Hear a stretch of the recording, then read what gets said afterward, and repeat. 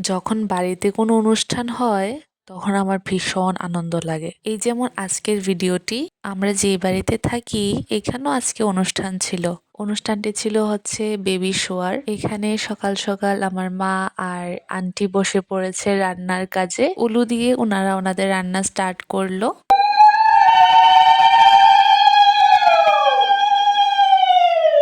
এইদিকে মায়ের আর আন্টির মোটামুটি কাজ গুছিয়ে রান্না বসানো হয়ে গেছে, আর আমরা ছোটরা সবাই মাত্র ঘুম থেকে উঠে টিফিন খেলাম।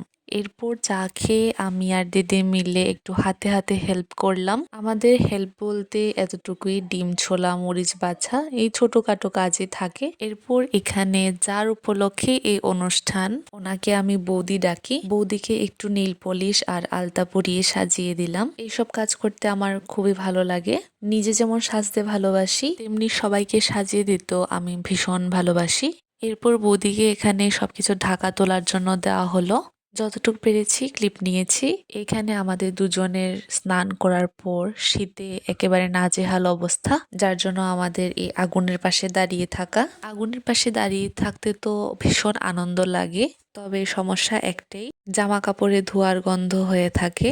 তবে ব্যাপার না, ঠান্ডার মধ্যে এরকম আগুনের তাপ খুবই ভালো লাগে।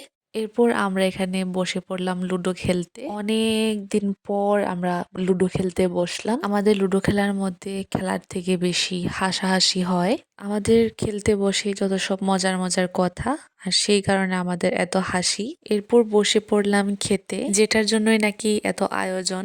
খাবারে ছিল বেগুনি, ডাল, সাথে লেবু, তারপরে ছিল বাঁধাকপির তরকারি, এরপরে ছিল ডিম পেঁয়াজি। এখানে আমরা বাড়ির সবাই খেতে বসেছি।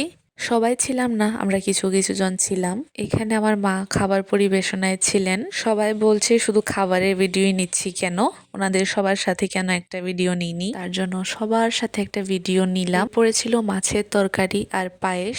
সবগুলো খেতে অনেক বেশি স্বাদ ছিল। তো আজকের জন্য টাটা।